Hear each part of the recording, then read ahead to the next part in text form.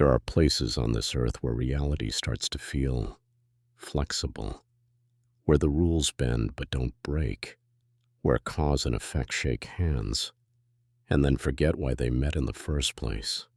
Dusty Pines, Nevada. Population, not much. A town so quiet it barely shows up on GPS. But if you listen closely, if you tune in past the static, something strange crackles just beneath the surface. This is the story of Jake Thompson, known to the locals as Tomorrow Man.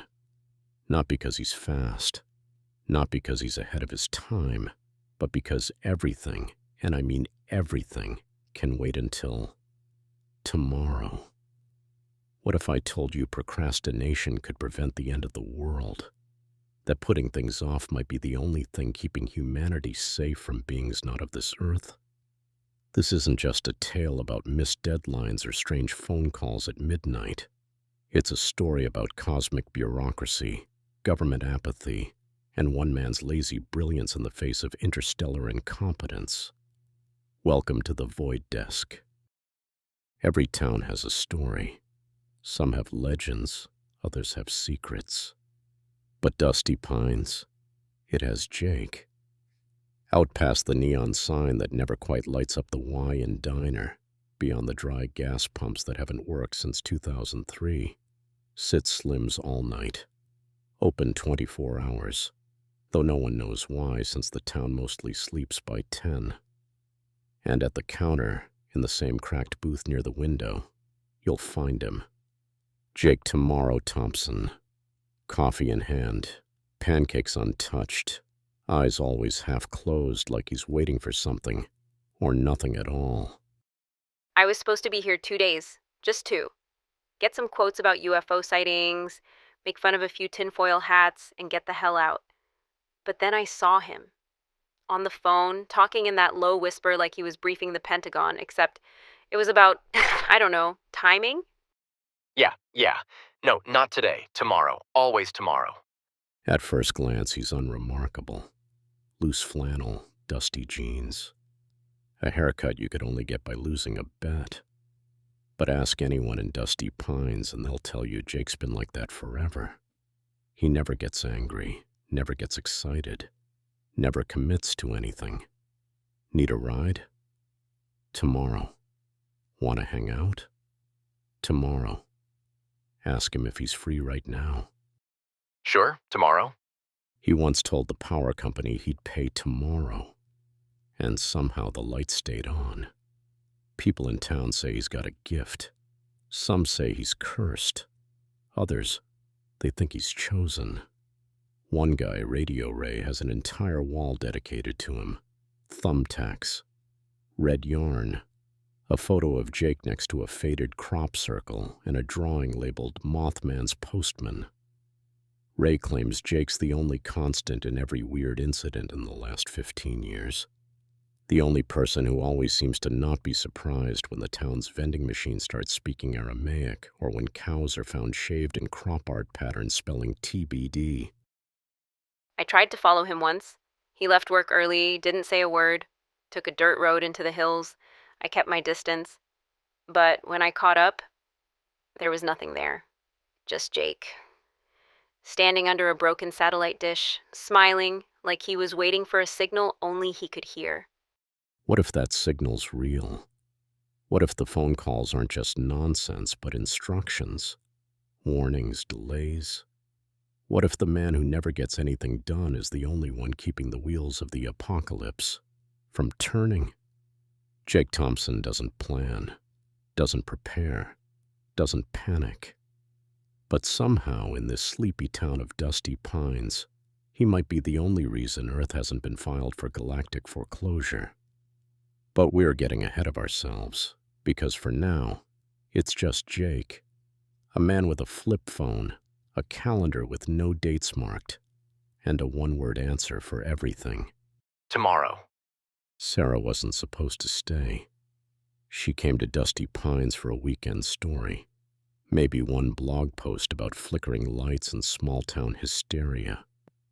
But 4 days later, she found herself tailing a man who wouldn't commit to a single sentence beyond, Tomorrow. She started logging his calls. All brief, all cryptic, always untraceable. Numbers that vanished from records like ghosts in the machine. One showed up once, listed only as Area 62, a place that officially doesn't exist. Day 4. He just said it again.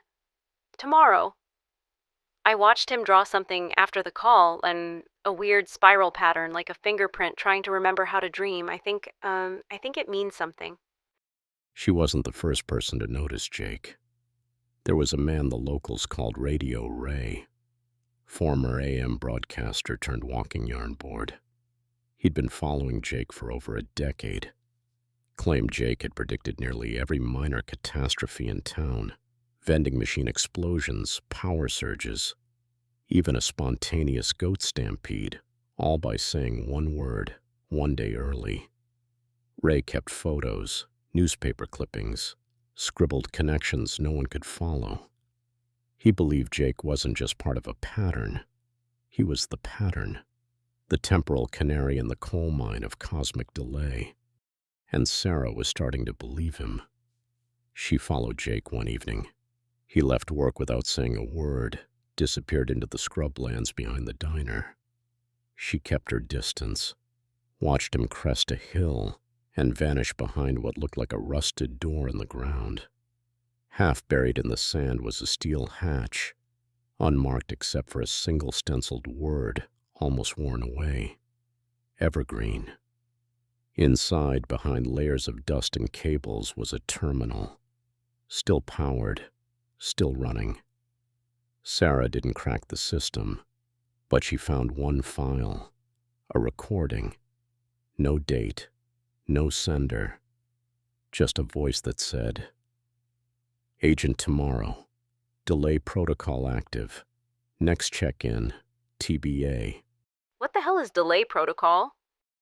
She wasn't the only one asking questions. A black sedan had been parked outside the motel for 3 nights straight. Men in ill-fitting suits, eating vending machine jerky and writing reports in spiral notebooks. They didn't knock on doors. They didn't ask questions. But every time they tried to catch up with Jake, he wasn't home. He was busy, doing nothing, somewhere else, always with the same excuse. Tomorrow, guys. Even the government seemed baffled, unwilling to push. Their efforts stalled, filed away under a growing pile of rescheduled briefings and half-written threat assessments. All because Jake wouldn't commit to anything but more time. Sarah started to wonder, what if he wasn't avoiding anything? What if Jake Thompson was stalling everything? Was he playing dumb, or had someone, or something, chosen him because of his uncanny ability to do absolutely nothing? Dusty Pines might be off the map, but Jake was on someone's list. Sarah was no longer a curious visitor. She was a participant now. The line between journalist and conspirator had blurred the moment she found that bunker. She started logging everything. Jake's movements, the symbols he drew, the cadence of his calls. At first glance, it looked like chaos. Nonsense. But when she started cross-referencing the times with the town events, she noticed a pattern. Whenever Jake received a call, something broke the next day. Minor things, unimportant things. The laundromat flooded. A gas pump lit on fire, despite being dry. A tourist's RV got stuck in a pothole that hadn't been there the night before. It was like Jake wasn't just receiving messages. He was releasing something, nudging chaos, one day at a time. He's not preventing disasters, he's managing them. Like a cosmic IT guy who keeps the real crash from happening by letting little bugs slide. And the calls, they were escalating, more frequent, more urgent. Sarah started overhearing parts of them.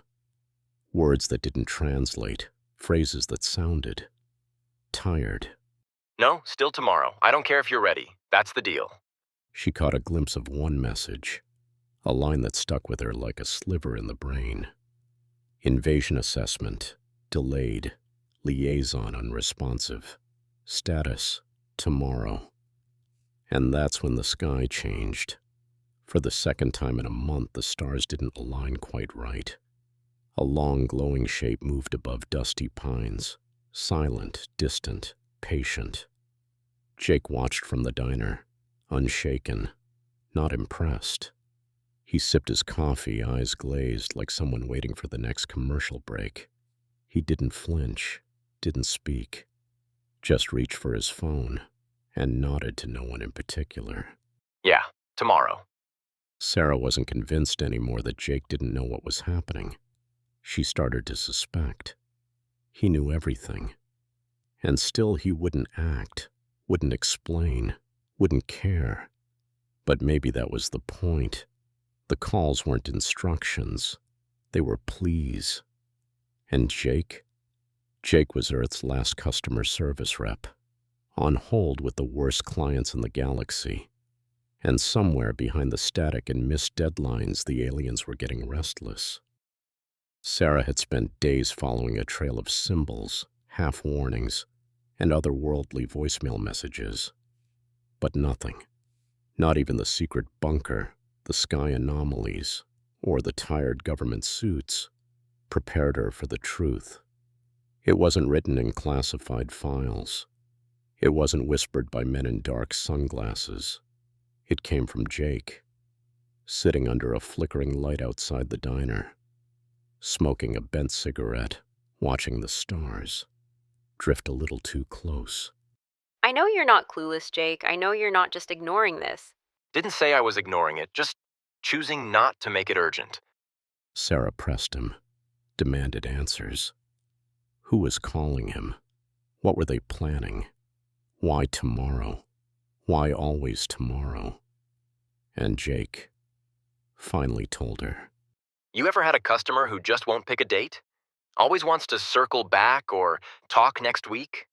That's them. That's all of this. Them meaning the aliens? Yeah, corporate types. Intergalactic project managers. They've been trying to schedule an invasion since, 1982. Maybe earlier. I don't know. I wasn't taking notes. Jake wasn't a sleeper agent. He wasn't being manipulated. He wasn't even that involved. He was a liaison, chosen by a race of hyper-advanced beings who were absolutely incapable of meeting deadlines. Why him? Simple. Because Jake never commits to anything. He doesn't panic. He doesn't act. And most importantly, he always says the magic word. Tomorrow. The aliens aren't evil, just inefficient. Their Earth assessment project was delayed due to budget cuts, supply chain issues, and one too many internal realignment phases. They don't need a strategist. They need someone to absorb the calls, nod, and make just enough noise to keep the invasion on ice. Jake was the perfect buffer. Unmotivated, unshakable. A cosmic hold button dressed in denim and apathy. And here's the kicker. The government knows. They've known for years. The agents watching Jake, they're on the same clock.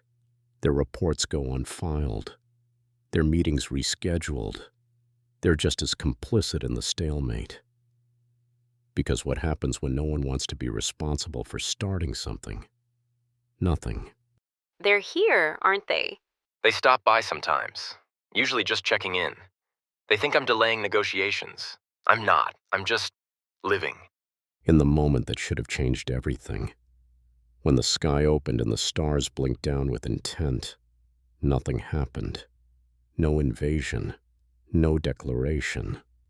Just Jake, sipping lukewarm coffee, saying, Tomorrow. Dusty pines didn't change. No sirens. No headlines. No massive government sweep or alien landing party. The next day, the coffee was still burnt, the gas pump still broken, and Jake Thompson was still saying what he always says. Tomorrow. We'll deal with it tomorrow. Sarah didn't write her article.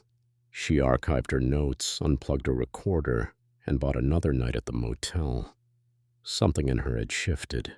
Not in fear, but in understanding. This wasn't a story to tell. This was a truth to protect. He's not lazy, he's necessary. Jake Thompson, the last man Earth would ever send to negotiate anything, had become its most effective defense. Not by accident, not by strategy, but by simply not doing. And somehow, that was enough. Radio Ray would probably call it fate, or a government psyop, or the result of a time paradox involving Elvis and a sentient fax machine. But Sarah knew better. Jake wasn't chosen because he was special. He was chosen because he wasn't. No ambition, no urgency, just the right man in the right place to say no to everything. Forever. Yeah, tomorrow. Yeah, no, definitely tomorrow. There are forces in the universe beyond comprehension. Patterns will never map. Signals will never fully hear. And yet somewhere in the static, in the gaps between deadlines, humanity survives. Not because we're strong, not because we're clever, but maybe, just maybe, because one guy couldn't be bothered. This has been another file from the Void Desk. Until next time, remember, if something feels off in your town, it probably is. But don't worry, Jake's got it handled. Tomorrow.